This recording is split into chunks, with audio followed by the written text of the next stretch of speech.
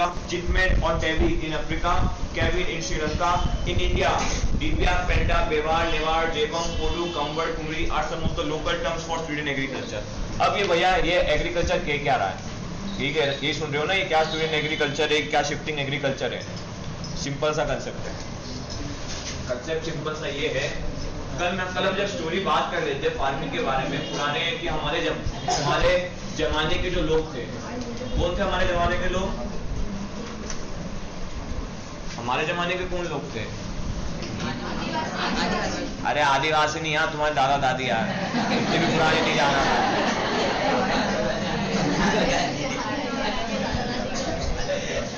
वही बात है ना, इतना पुराना भी नहीं जाना था दादा दादी. ठीक है, अब ब्रिटिशर क्या प्रिमिटिव मेन टाइप में आएंगे क्या? ठीक है, थोड़ा सोच के बोला करो यार. अब तुम पाषाण युग पत्थर युग बोलोगे तो अलग बात है. अब सुनो, कहाँ है अपन? शिफ्टिंग एग्रीकल्चर बेसिकली क्या था? जब 15 to 18 सेंचुरी का टाइम पीरियड था और उसके पहले का भी था, तो तो होता क्या था कि किसान जो रहता है वो क्या करता है कि एक पर्टिकुलर लैंड एरिया पे 3 से 4 साल क्या करता है, खेती करता है, और उसके बाद क्या कर देता है, जब उस लैंड की फर्टिलिटी डिक्रीज हो जाती है. अब फर्टिलिटी डिक्रीज कैसे होती है? फर्टिलिटी डिक्रीज होने के बहुत सारे कारण होते हैं. यदि बाई चांस कभी कुछ सूखा पड़ जाए, यदि बाई चांस कभी ज्यादा पानी हो जाए, बाई चांस कभी क्या हो कि आपकी कोई फसल हो, लाइक इन द सेंस गेहूं जो होती है, उसके लिए आप उसको जलाते हो. ठीक है, आपने सुना होगा क्या बोलते हैं उसको, भूसा जो होता है चारे को क्या बोलते हैं? नहीं ग्रास नहीं बोलते हैं, स्टेबल बोलते हैं. तो वो उसके जब उसको जलाते हैं तो उसके क्या होता है, उससे बर्निंग होती है. तो वो क्या करता है, लैंड की फर्टिलिटी को क्या कर देता है, डिक्रीज कर देता है. ठीक है, तो उसी कारण क्या होता है कि जब लैंड की फर्टिलिटी डिक्रीज होती है तो जितना क्रॉप का प्रोडक्शन होना चाहिए वो क्या हो जाता है, कम होता है. ऑब्वियसली बात है ना. कि यदि बाई चांस 1 हेक्टेयर में यदि मैंने क्रॉप लगाया है, एक मतलब उस नए लैंड पे, यदि मतलब सपोज समझो कि एक नया लैंड है, उसमें यदि मैंने 1 हेक्टेयर में क्रॉप लगाया है, तो एक साल उसने मुझे कितना 50,000 रुपए का मुनाफा दिया. अगले साल मैंने वापस से क्रॉप लगाया तो वो मेरे को कितने का मुनाफा देगी, उससे कम का देगी, समथिंग कितना 35,000 का. फिर अगले साल लगाऊंगा तो 25,000 का. तो इस तरीके से क्या होगा कि एक टाइम ऐसा आएगा कि उस लैंड की फर्टिलिटी एक बहुत हद तक कम हो जाएगी. अब मुझे तो पैसा कमाना है, मुझे तो प्रॉफिट चाहिए, तो मैं क्या करूंगा, मैं जाऊंगा कहाँ पे, जंगलों की तरफ. क्यों? क्योंकि उस टाइम पे क्या थे, हर जगह जंगल ही जंगल थे. ठीक है, अब आज की तरह बिल्डिंग तो बनी नहीं है हर कोने में, गवर्नमेंट ने जैसे बिल्डिंग बना दी. तो उस वक्त क्या थे, जंगल ही जंगल थे. अब जंगल है तो जंगल में क्या है, अब जंगल जब तक कटेंगे नहीं तब तक खेती होगी नहीं. ठीक है ना. अब तुमको बोलोगे सर जंगल कैसे उग जाते हैं, एक काम करो, घर जाना कभी, घर को 5 साल के लिए सही छोड़ देना बिना कुछ साफ किए हुए, तो तुमको अपने जैसे दूसरे जानवर भी दिख जाएंगे और साथ ही साथ बहुत सारे पेड़ पौधे भी दिख जाएंगे. ऑब्वियसली बात है ना, अपने भाई बहन वहां पे दिख जाएंगे. तो उसी तरीके से जो जंगल है, तो जंगल भी नेचुरली क्या होता है, ग्रो होता है. It's natural type of vegetation. तो जब जंगल्स ग्रो हो जाते हैं तो उसका मेन इम्पैक्ट क्या होता है कि एक तरीके से फॉरेस्ट एरिया बन जाता है छोटा सा. तो छोटे हो के जब जंगल ग्रो होते हैं तो बहुत बड़ा लार्ज एरिया में फॉरेस्ट बन जाता है. तो किसान क्या करते हैं, किसान ये करते हैं कि जब उनका है ना खेती, जिस खेती का वो लैंड यूज करते हैं, जब उसकी फर्टिलिटी डिक्रीज हो जाती है तो क्या करते हैं, वो जंगल की तरफ शिफ्ट हो जाते हैं. अब जब जंगल की तरफ शिफ्ट हो जाते हैं तो जंगल को काटते हैं, और जंगल को काटते हैं फिर उस पर क्या करते हैं, नई खेती करते हैं. ठीक है, इतना समझ में आया? yes, sir. अब देखो जो लैंड जो क्या है, जिसकी फर्टिलिटी डिक्रीज हो गई है, अब उसके बारे में बात करें. yes, अब उसमें क्या होता है, अब उसको है ना जब लास्ट मतलब जब उसको छोड़ना होता है तो उसको क्या करते हैं, पूरे के पूरे लैंड को जला देते हैं. क्योंकि लास्ट जो क्रॉप होती है, आपने देखी होगी बेसिकली जो क्रॉप होती है वो होती है गेहूं की. ठीक है, जो आपकी कौन सी होती है, रबीज वाली जो क्रॉप होती है, जो आपकी मार्च और ये अप्रैल के टाइम पे कटती है. ठीक है, तो होता ये है कि जब ये क्रॉप्स कटती है तो इनके क्या होते हैं, जो डंठल होते हैं, डंठल समझते हो ना, वो जमीन के अंदर होते हैं. इसको ढंग से क्या कर देते हैं, जला देते हैं. जला दिया, जलाने के बाद क्या हुआ कि पूरी तरीके से जमीन जो है पूरी तरीके से बंजर हो गई. अब उसके बाद आपका कौन सा मौसम आता है, गर्मी के बाद बारिश आता है. बारिश जब गिरती है, बारिश गिरने से क्या होता है, लैंड की थोड़ी सी फर्टिलिटी इंक्रीज होती है, हल्की सी होती है, ज्यादा नहीं होती है. ठीक है, अब होता यह है कि जैसे लैंड की फर्टिलिटी इंक्रीज होती है तो उसके अंदर क्या डाल दिए जाते हैं, नॉर्मली सीड्स डाल दिए जाते हैं. नॉर्मली सीड्स, ठीक है, तो कोई से भी टाइप के सीड होंगे, खेती वाले सीड नहीं, नॉर्मली सीड पेड़ उगाने के लिए. ठीक है, बनियान का डाल दिया, मैंगो का डाल दिया, किसी और पपीता का, किसी भी चीज का डाल दिया. तो 12 से 18 साल के अंदर क्या हो जाता था कि वो धीरे धीरे उगते थे. तो जो लैंड इनफर्टाइल था वो वहां पे क्या होने लग गए थे, पेड़ उगने लग गए, पेड़ उगने लग गए, और 12 से 18 साल के अंदर क्या हो जाता है, वो लैंड जो होता है वो फर्टाइल लैंड में क्या हो जाता है, कन्वर्ट हो जाता है। ठीक है, तो इनफर्टाइल लैंड फर्टाइल लैंड में किस तरीके से कन्वर्ट होता है ये मालूम चल गया। और इसी टाइम में किसान जो होता है उसको तो भैया जीवन जीना है ना, 12-18 साल तो ना रुकेगा वो, क्या 12-18 साल मुझे कोई गेहूं देगा फिर मैं वहीं खाऊंगा, तो वो जिएगा कैसे, ठीक है ना। तो इनफर्टाइल लैंड को फर्टाइल ऐसे ये लोग करते थे, और उसके साथ ही साथ अपने जीवन को जीने के लिए वो फॉरेस्ट को क्या करते थे, काट देते थे और वहां पे नई खेती चालू करते थे। ठीक है, इसी मेथड को क्या बोलते हैं आप, स्वीडन एग्रीकल्चर बोलते हो। और इसी को इंडियन मतलब इंडिया के अंदर बहुत सारी लोकल पीपल होते हैं, लोकल ट्राइब्स होते हैं, उनके अलग अलग लैंग्वेज होते हैं, तो वो अपने लैंग्वेज के अकॉर्डिंग क्या बोलते हैं, एक को बोलते हैं आपको क्या, ये धैया, पेंडा, बेवाड़, निवाड़, झेबम, पोड़ू, खंबड़ एंड कुमारी। ठीक है, साउथ ईस्ट एशिया में क्या बोलते हैं, साउथ ईस्ट एशिया में इस मेथड को बोलते हैं लेडिंग, सेंट्रल अमेरिका में इसको मिल्पा, और अफ्रीका में बोलते हैं कैविटनी एंड टेवी। ठीक है, अब ये नाम याद कर लेना। ठीक है, उसके बाद और इसी को बोलते हैं शिफ्टिंग कल्टीवेशन। ठीक है ना, इस shifting cultivation parts of the forest are cut and burnt in rotation, seeds are sown in the ashes after the first monsoon rains and the crop harvested by October-November. Such plots are cultivated for a couple of years and then left fallow for 12 to 18 years for the forest to grow back. A mixture of crops is grown on these plots. In central India and Africa could be millets, in Brazil manioc, in other parts of Latin America maize and beans. भैया समझ गए? Yes sir. ठीक है ना, हर continent क्या होता है, similarly method अपनाता है, बट अलग अलग फसल होती है। अब ऐसा नहीं कि गेहूं यहीं उगता है, ठीक है, गेहूं अमेरिका में भी उगता है बट गेहूं यूरोप में नहीं उगता, बट मौसम तो उस टाइप का ना वहां पे भी प्रोवाइड होता है। तो वो लोग क्या करते हैं, अपनी कंट्री के अकॉर्डिंग वो फसल क्या करते हैं उसको लगाते हैं। ठीक है ना, समझ में आ गया, कोई डाउट है? क्या है? ठीक है, अब ये तो आपको कंसेप्ट समझ में आ गया। ठीक है, अब होता क्या है, अब हम आते हैं वापस से ब्रिटिशर्स पे। अब ब्रिटिशर्स क्या करते हैं, सुनो, ब्रिटिशर्स आते हैं, अब ये लोग क्या करते हैं, ये लोग है ना क्या करते हैं, बेसिकली ब्रिटिशर्स ने रूल्स बना दिए। ठीक है, ये सब याद है ना, ब्रिटिशर्स ने रूल्स बना दिया, rules of act of 1865 forest husbandry और साइंटिफिक फॉरेस्ट्री। अब सुनो,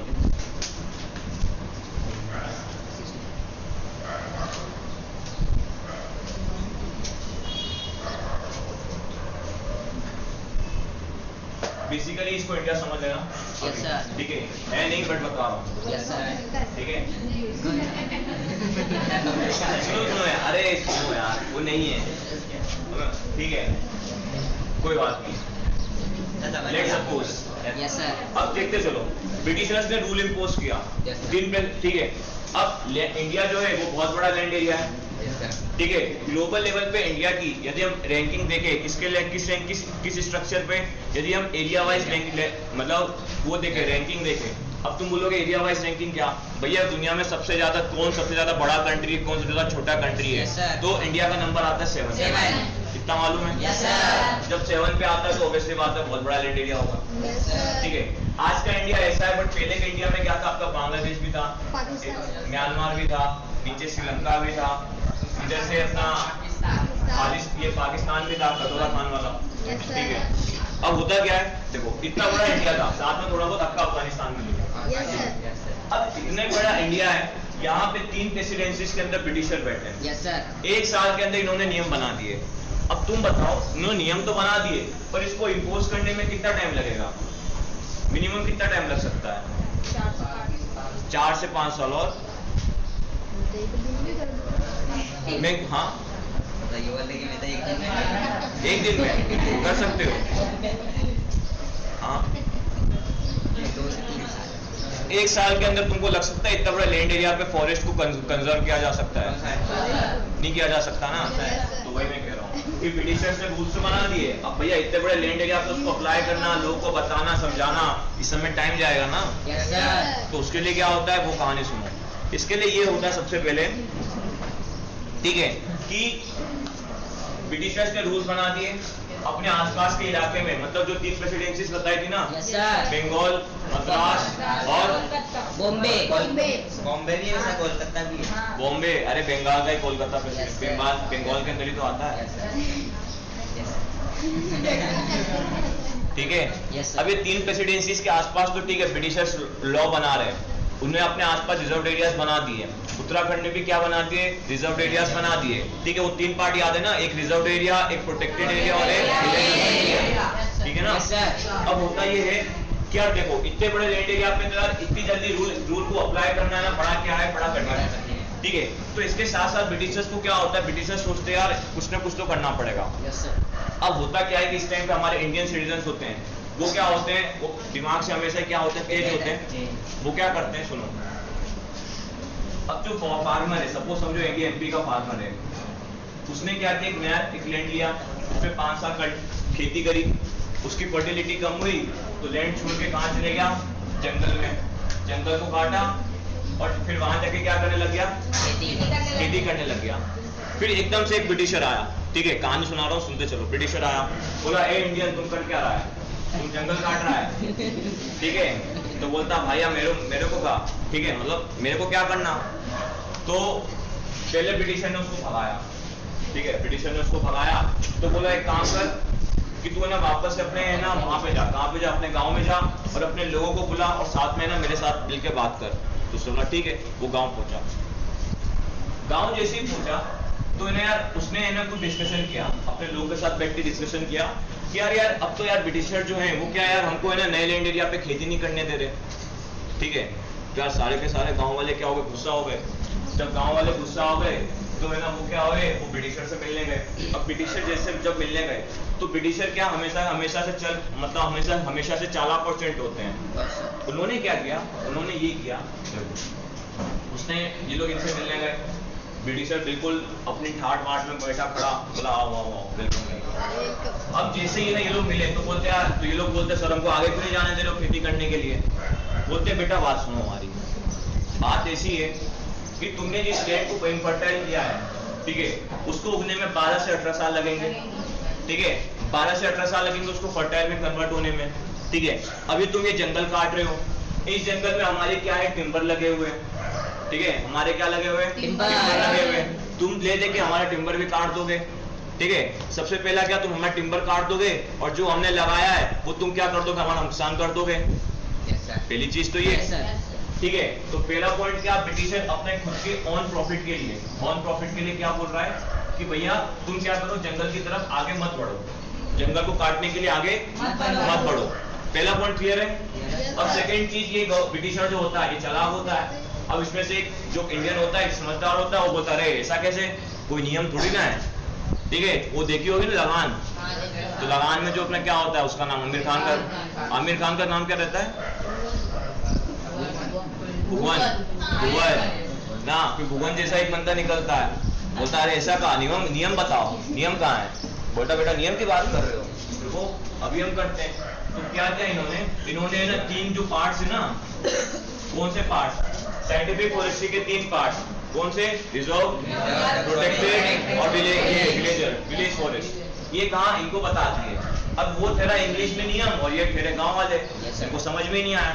जब बोला ठीक है यार अब क्या करें, तो ले देके ब्रिटिशर ने सिर्फ ले देके पूरा बताया। मेरी बात सुनो, बात ऐसी है कि आज से कोई भी जो बंदा है वो क्या जंगल की तरफ अब नहीं आएगा, ठीक है। जो भी तुम्हारा जंगल से लेन देन है उसको बंद करो, ठीक है, क्योंकि तुम लोग जंगल में आते हो तो ले देके हमको बहुत ज्यादा नुकसान होता है, ठीक है। ब्रिटिशर बोलते हैं हमको बहुत ज्यादा नुकसान होता है। क्या नुकसान होता है, सबसे पहला मेन रीजन ये है कि तुम टिम्बर काट देते हो, ठीक है। साथ ही साथ क्या है, जब तुम यहाँ जंगल में जहाँ पे तुम अब खेती करोगे, ठीक है, जंगल के बीचों बीच जब बाई चांस तुम खेती करोगे तो 5 से 6 साल तुम खेती करोगे, उसके बाद उस लैंड को जलाओगे और फिर नए फसल लगाओगे, ठीक है। बट जिस टाइम तुम लैंड को जलाओगे उसके आसपास हमारी टिम्बर रहेगी और टिम्बर पे आग जो रहती है वो जल्दी पकड़ती है, ले देके फिर तुम हमको चूना लगाओगे, ठीक है। तो ले देके बोला बेटा एक काम करो, तो तुम है ना यहाँ से कल्टी लो, ठीक है, तुम यहाँ से 9-11 हो, फटाफट यहाँ से क्या करो, निकलो। तो उसके बाद क्या हुआ कि सारे इंडियन जो बोलते नहीं तुम अकेले हो, हम तुमको ऐसे कैसे, हम तुम्हारी बात क्यों माने। बोला बेटा बात सुनो, इधर मेरे पीछे क्या पूरी सेना खड़ी है, चाहूं तो बुलाऊं क्या। तो ले दे के इंडियंस जो होते हैं वो बोलते हैं अरे यार मुझसे कौन माथा वाता लगे, एक काम करो यार चलो कटी लो। तो इंडियंस जो होते हैं वो वापस से अपने गाँव आते हैं, ठीक है, गाँव आते हैं, गाँव आने के बाद डिस्कशन करते हैं यार क्या करे क्या नहीं करे। तो ले दे के ना एक तरीके से उनके पास जो एम्प्लॉयमेंट और खेती करने का जो सोर्स होता है वो एक तरीके से क्या हो जाता है, मिल जाता है। ठीक है, तो ले देखिए इस कहानी के अंदर 4 पॉइंट्स हैं। पहली पॉइंट क्या है कि ब्रिटिशर्स ने क्या किया, अपने टिम्बर फायदे के लिए विलेजर्स का आना, जो क्या थे इंडियंस थे, उनका आना मना कर दिया। सेकंड पॉइंट क्या है, सेकंड पॉइंट सिंपल इतना सा है कि अपने ऑन प्रॉफिट के लिए, टिम्बर को बचाने के लिए उन्होंने बंदों को खेती करने से मना कर दिया। साथ ही साथ जो दूसरे तरीके के जंगल के उपयोग वाले साधन होते हैं, कौन से वाले, मछली पालन करने वाले, साथ ही साथ मेडिसिन बनाने वाले, हर्ब्स बनाने वाले, इन सब साधनों से उनको क्या कर दिया, एक तरीके से वंचित कर दिया, एक तरीके से उनको क्या कर दिया, मना कर दिया। ठीक है, तो इसका नेगेटिव इम्पैक्ट क्या होगा, इसका नेगेटिव इम्पैक्ट ये होगा कि अब जो आसपास के लोग रहेंगे वो किसी और दूसरे चीज के ऊपर क्या होंगे, डिपेंड होंगे। मतलब क्या कि वो अपना एक प्रोफेशन छोड़ के किसी दूसरे प्रोफेशन में क्या होंगे, शिफ्ट होंगे। ठीक है ना। तो ले लेगा वापस से चैप्टर की रीडिंग पे आते हैं। तो यूरोपियन फॉरेस्ट, तो यहाँ से यूरोपियन फॉरेस्ट रिगार्डेड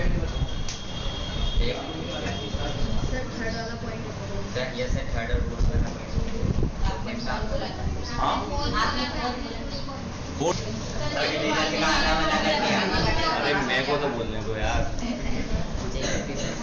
पहला पॉइंट बेसिकली क्या है, देखो पहला पॉइंट ऑब्वियसली बात है कि इसमें सबसे पहले रूल्स दिखा दिए।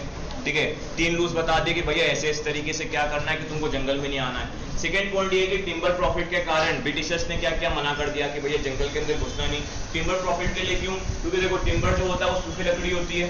ठीक है, सूखी लकड़ी क्या होती है, अब सूखी लकड़ी का प्लांटेशन होता है लंबा जंगल के अंदर, ब्रिटिशर्स ने करके रखा था, ये बताया था ना। अब यदि सूखी लकड़ी का प्लांटेशन होगा, अब इंडियन किसान क्या है, अनपढ़ है, उसको क्या मालूम किया कि टिम्बर है कि इसका क्या काम हो, तो सारी काट देगा अपनी खेत के लिए, तो ले देकर ब्रिटिशर्स को नुकसान होगा।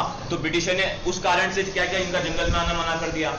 तीसरा मेन रीजन क्या था, तीसरा मेन ये रीजन था कि जो टिम्बर है वो लकड़ी के उस लकड़ी के आसपास यदि खेती होगी तो 5-6 साल बाद किसान क्या करेगा, उसको जलाएगा, खेत को जलाएगा, तो बाई चांस लकड़ी में आग पकड़ गई तो क्या होगा, टिम्बर सारी की सारी जल जाएगी, नुकसान किसको होगा, ये हो गया।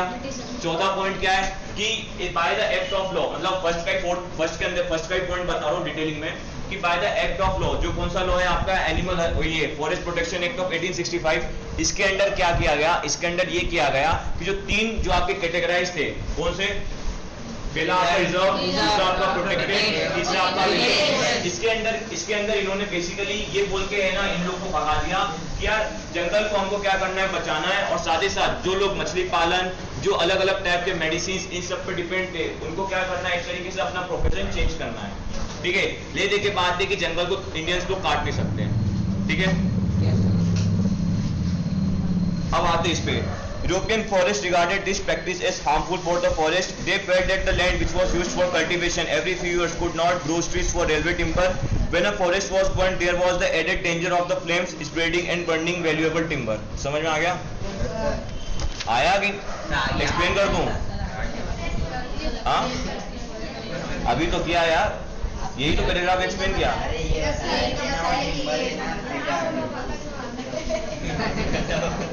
Added to ban shifting cultivation. As a result, many communities were forcibly displaced from their homes in the forest. Some had to change of occupations, while some resisted to large and small villages. अब देखो क्या है, अब वापस हम shifting cultivation पे आते हैं। अब इस टाइम पीरियड के around the forest act of 1865 तो ब्रिटिशर्स ने इम्पोज कर दिया, बट पैरेलली ब्रिटिशर्स क्या करते थे, टैक्सेस भी लगाते थे। ठीक है, अब आपको याद होगा, कभी आपने रोयतवारी, महलवारी, ये सब नाम सुना है? नहीं सुना है? ये एक टाइप के टैक्सेस होते हैं। ठीक है, इंडियन हिस्ट्री आप कभी पढ़ोगे, कहाँ ही पढ़ोगे आप।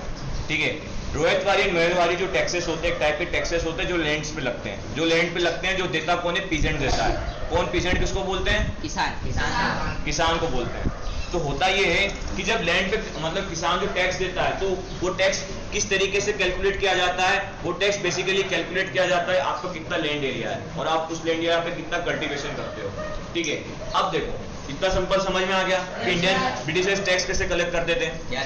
अब देखो, अब शिफ्टिंग कल्टीवेशन में क्या है कि 5 साल एक जगह किया, फिर जंगल में जाकर दूसरी जगह किया, फिर 5 से 6 साल फिर तीसरी जगह पे किया। तो इस तरीके से ब्रिटिशर के पास अगर जो डाटा कलेक्शन करके रखते थे ना, क्या मतलब वो ये सोच के रखते थे, देखो सपोज समझो एक बंदा कहाँ है, ये सपोज समझो एक बंदा इंदौर में बैठा है, एक किसान इंदौर में बैठा है। ठीक है, उसके पास इस अभी आज कौन सा ईयर चल रहा है, आज कौन सा ईयर चल रहा है? अब इसने क्या किया, इसने की किसानी और मैं गया इसके पास, बोला बेटा कि मैंने इस लैंड को कैलकुलेट किया, बोला कि इस लैंड से मुझे 20,000 रुपए साल का टैक्स तू मेरे को क्या करेगा, पे करेगा।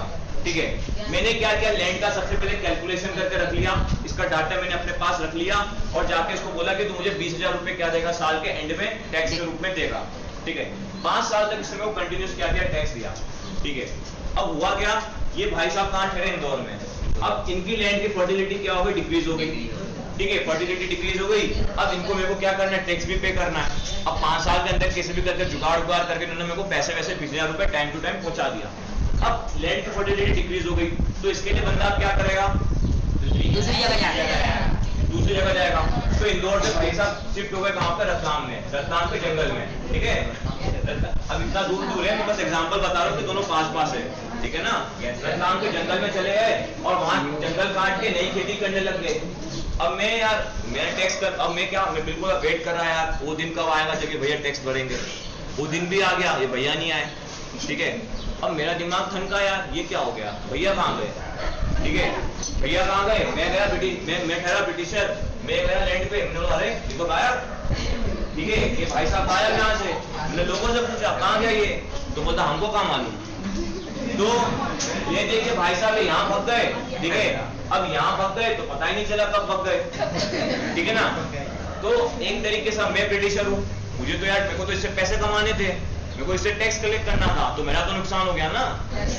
तो उसके लिए इन्होंने क्या किया, कि शिफ्टिंग एग्रीकल्चर कल्टीवेशन है उसको क्या कर दिया, बैन ही कर दिया। बोला बहुत कहाँ रहोगे, अब तुम उसी लैंड पे रहो, उसी पे खेती करो, जितना प्रोड्यूसिंग होता है उतना हमको दो।